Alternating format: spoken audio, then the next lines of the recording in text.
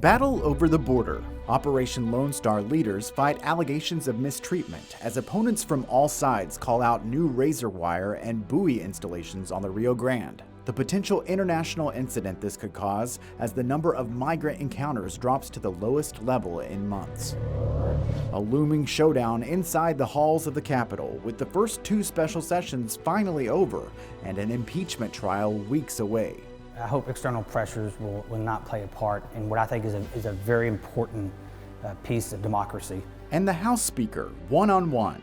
Our conversation with Dade Phelan about the property tax package passed by lawmakers and the work they still expect the governor will ask them to perform this year. Produced from the Capitol in Austin and airing statewide, this is the award-winning State of Texas. Hello and thank you for joining us. I'm Josh Hinkle. A legal battle brewing over the border with reports the Biden administration will sue Texas over new security measures along the Rio Grande.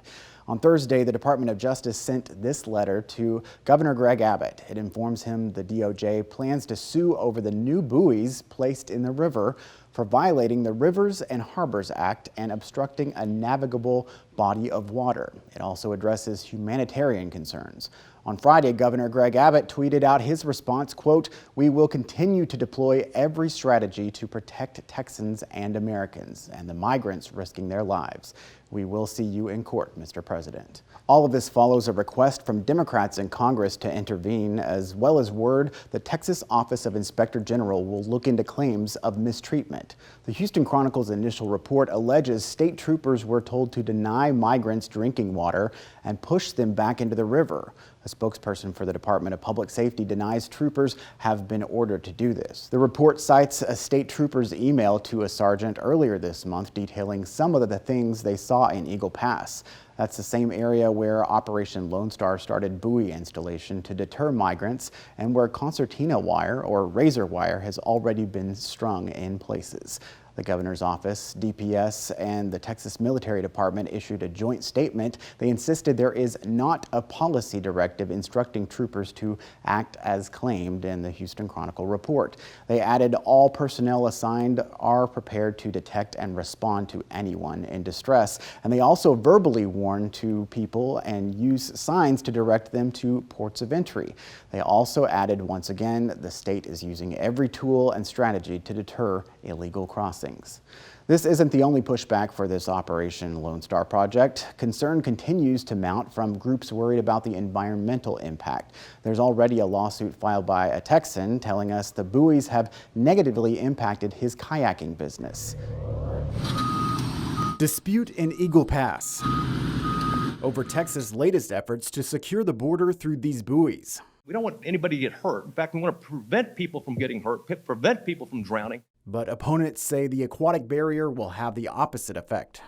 All this will do is increase the number of migrant deaths, which are already tragically high. Congresswoman Veronica Escobar and other Texas delegates spelled out their safety and environmental concerns about the buoys in a letter to the Department of Justice, adding that they might also violate international law and treaties with Mexico. My hope would be that the federal government would just go in and remove all of that themselves. The buoys could also be removed earlier if an Eagle Pass businessman's lawsuit is successful. His attorney is asking a court to get rid of them, arguing they are already destroying his local kayaking business.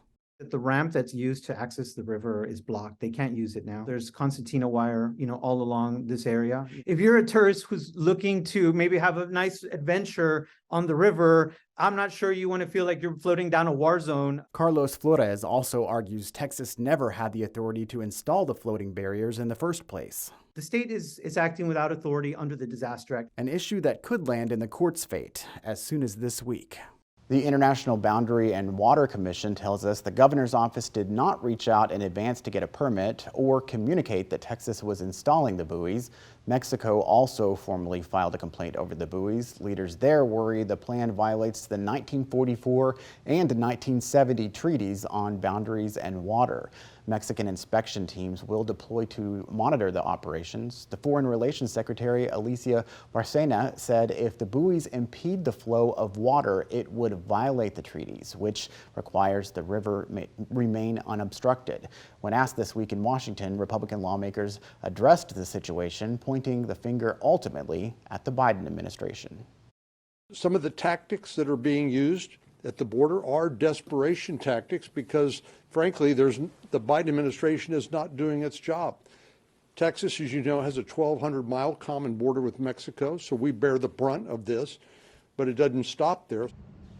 Senator John Cornyn and other Republicans also called out the Biden administration for what they say is an unwillingness to find a bipartisan solution. Ahead of the buoy installation, more than 106,000 migrants crossed the southwest border without authorization in June. That's according to the Department of Homeland Security. And that total is combined for those arriving between lawful ports of entry or showing up at the ports without a booking online. Federal officials revealed another 38,000 presented themselves at the ports to claim asylum after securing appointments. Add all of it up, and that's more than 144,000 migrant encounters for June. That's a 30% drop from the month before. It also represents the lowest totals since President Biden's first full month in office back in February 2021. The state capitol finally somewhat quiet for the first time in months after the House and Senate passed the property tax deal the governor wanted for 2 special sessions. An $18 billion package, $13.5 billion of it from the budget surplus. Governor Abbott has promised more special sessions. He's already signaling on his official social media channels that school choice is the issue he wants to tackle, but that likely won't happen until October. That's because suspended Attorney General Ken Paxton's impeachment trial is scheduled for September 5th. Paxton faces 20 articles of impeachment connected to whistleblower allegations of abuse of office and trying to have the state pay a settlement in a resulting lawsuit. This past week, Lieutenant Governor Dan Patrick issued a sweeping gag order ahead of the trial. This is for Paxton, senators who are jurors, state representatives, even the attorneys and witnesses. The concern is any comments that might unfairly impact and prejudice the process. But the gag order also highlights the pressure facing lawmakers. According to campaign finance reports, Lieutenant Governor Dan Patrick received $3 million in campaign support from a pro-Paxton political action committee just last month. Defend Texas Liberty PAC contributed $1 million as well as loaned another $2 million to the Lieutenant Governor's campaign. That news came out a day after the gag order. Ahead of the gag order, our Monica Madden spoke with the House Speaker, Dade Phelan, about a number of issues. She shows us how lawmakers finally reached a property tax deal to get this on the ballot for voters in November, as well as his thoughts on the upcoming Paxton impeachment trial. Why did it take so long for Republicans to get a deal? It just became the realization that we were in an impasse and we both needed to give something and take something. And the governor, lieutenant governor, and I we just had some very frank discussions about, let's figure out how to land this plane. And because taxpayers are anxious, they want they want a rebate, they want their money back. And we were able to accomplish that. On the House's impeachment of Attorney General Ken Paxton, that criticism has come from the state GOP, of course, the defense lawyers calling the process rushed and unfair and not based on proper evidence. What is your response to that criticism? We were having this discussion because the Attorney General and his office came to the House and Senate and asked for $3.3 million. And we started an investigation to see if that was a worthy use of taxpayer dollars. And that started months and months and months ago. I stand behind what happened in the House, and I'm proud of the work product that the board of managers put forth. And we have a good team. And it was the right thing to do. Expecting Governor Abbott to call you back for vouchers as well as other educational issues. Do you think we're going to see a repeat this time, given how a lot of your rural members feel on the voucher program? It's a tremendously complex issue that I think requires a laser focus. Assuming the governor has a special session, coming forward. That's his decision, not mine.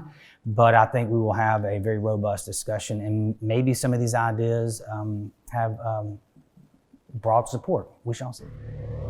Monica also asked Speaker Phelan to respond to Democrats' criticism that the plan doesn't do enough to provide relief for renters. He says the overall decrease in tax rates and the drop in cost of doing business should cause landlords to lower rates. Women who wanted children left in anguish, arguing Texas abortion laws made their pregnancy complications medically worse. I felt so bad.